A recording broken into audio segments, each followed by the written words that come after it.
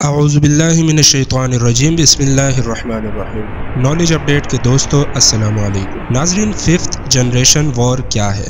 5th generation وار میں کون کون سے ہتھیار استعمال ہوتے ہیں؟ 5th جنریشن وار کن لوگوں کے لیے لانچ کی جاتی ہے؟ 5th جنریشن وار کا مقابلہ کیسے کیا جاتا ہے؟ تو ناظرین، اس ویڈیو میں آپ یہ سب جان سکیں گے۔ ویڈیو کو آخر تک دیکھیے تاکہ مکمل معلومات حاصل ہو۔ اس دور میں جنگیں زمینوں پر نہیں بلکہ ذہنوں میں لڑی جاتی ہے۔ آج کے دور میں جسموں کو تسخیر نہیں کیا جاتا بلکہ آپ کے اذہان کو تسخیر کیا جاتا ہے اور آہستہ آہستہ آپ کی برین واشنگ کی جاتی ہے۔ جی ہاں، علاقوں پر حکومت کرنے کی بجائے دماغوں پر حکومت کی جاتی ہے۔ محترم ناظرین، یہ تاریخ کا سب سے خوفناک ترین دور ہے، جب ٹیکنالوجی اپنی انتہا کو پہنچ چکی ہے اور سپر پاورز کا دنیا پر قبضے کا خواب اب ایک حقیقت کی صورت اختیار کر چکا ہے۔ 5th جنریشن میں آج تک کی تمام جنریشن وار شامل ہے۔ تو محترم ناظرین، سوال یہ اٹھتا ہے کہ 5th جنریشن وار میں کون کون سے ہتھیار استعمال ہوتے ہیں؟ اس جنریشن وارفیئر میں کمپیوٹر اور ٹیکنالوجی کا بہت بڑا ہاتھ ہے۔ آپ کے دماغ کو فتح کرنے کے لیے جو ہتھیار استعمال کیا جاتا ہے وہ میڈیا ہے، جو 5th جنریشن کا سب سے مہلک ترین ہتھیار ہے۔ یہ فیک نیوز کی فیکٹریاں ہیں۔ اخبارات، T V channels, news programme, صحافی، ادیب، Facebook, Twitter, WhatsApp, Instagram کے ذریعے پروپیگنڈا کیا جاتا ہے۔ اس دور میں جو سب سے بڑا پروپیگنڈا ہے وہ ہے ڈس انفارمیشن۔ جرم اور فالس فلیگ کے ذریعے جنگیں لڑی جاتی ہیں۔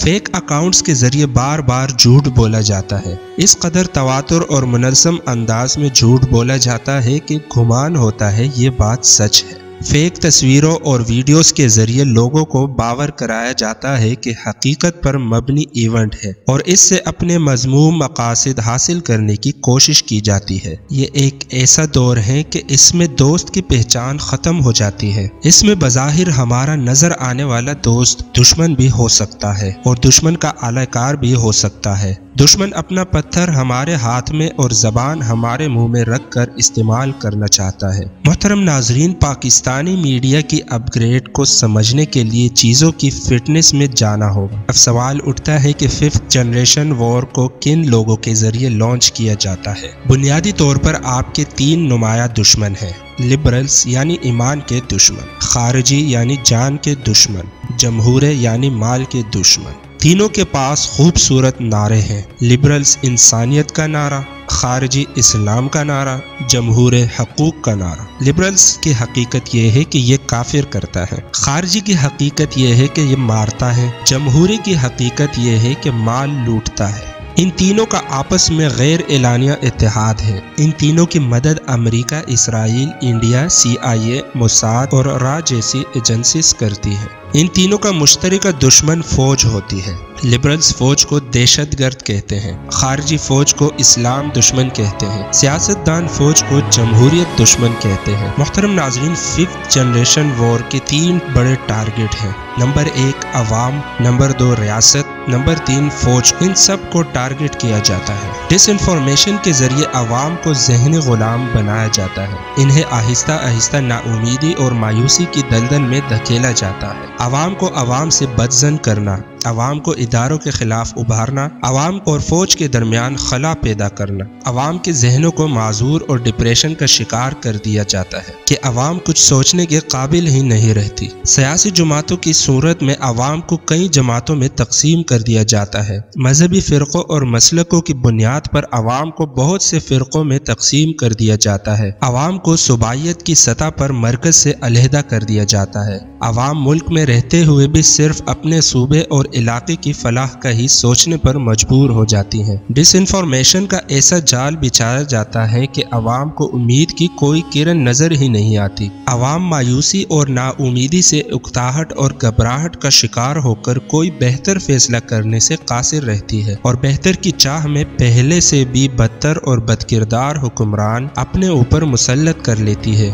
گروہوں اور جماعتوں میں بٹی ہوئی عوام کو اور زیادہ پروپیگنڈا کے ذریعے ایک دوسرے سے मुतनफ़िर किया जाता है। एक ही मुल्क की आवाम को इतनी जमातों और ग्रोहों में तकसीम कर दिया जाता है कि लगता है कि ये एक मुल्क नहीं बल्कि सैकड़ों ग्रोहों का मजमुआ है। कौमियत की तकसीम, लसानी तकसीम, सियासी तकसीम, मजहबी तकसीम, ग्लोबलिज्म, स्टैंडर्ड और सोसाइटीज़ का फुकदान, शहरी और देहाती तकसीम, अमीर और गरीब का फ़र्क और यूनियंस में तकसीम कर दिया जाता है। अदब, तहजीब व तमद्दुन, कल्चर, सकाफत, ज़बान, रस्म व रिवाज को तब्दील कर दिया जाता है। लोगों की पहचान बदल दी जाती है। रहन सहन में बदलाव पैदा किया जाता है। रस्मुल ख़त को तब्दील कर दिया जाता है। मिसाल के तौर पर उर्दू को रोमन उर्दू में तब्दील कर दिया गया है। तारीख़ को तब्दील कर दिया जाता है। मिसाल के तौर पर हमारे 800 से 1000 साल दौर तारीख़ का बेहतरीन और शानदार दौर था, लेकिन आज हमारे सामने इसे तारीकी का दौर बनाकर पेश किया जाता है।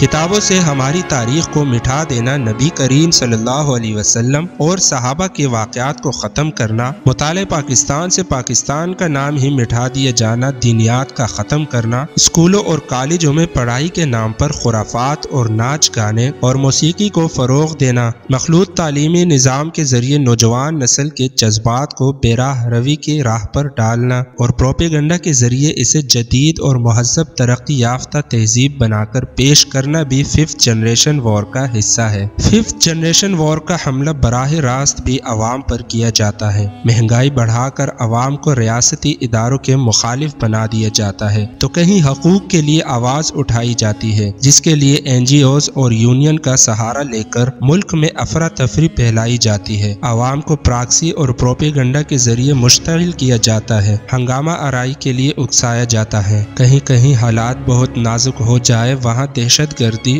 खुदकश हमला भी करवा दिया जाता है। फिफ्थ जनरेशन वॉर का असल हदफ आर्म्ड फोर्सेस ही होती है और हर पहलू से अवाम और आर्म्ड फोर्सेस में दूरी बनाए रखना और नफरत फैलाए रखना ही फिफ्थ जनरेशन वॉर का बुनियादी मकसद है। मुहतरम नाजरीन, मजमून की तवालत की वजह से इसको एक ही वीडियो में बयान करना इस मजमून के साथ ज्यादती होगी, इसलिए वीडियो के पहले हिस्से का यहीं पर इख्तिताम करते हैं। अगले हिस्से में इंशाअल्लाह इस पर मज़ीद बात की जाएगी। मुहतरम नाजरीन, वीडियो पसंद आने की सूरत में लाइक और शेयर ज़रूर कीजिए और कमेंट बॉक्स में हमें अपनी कीमती राय से ज़रूर आगाह कीजिए। अपना दोस्तों और रिश्तेदारों का ख्याल रखिए। अल्लाह हाफिज़।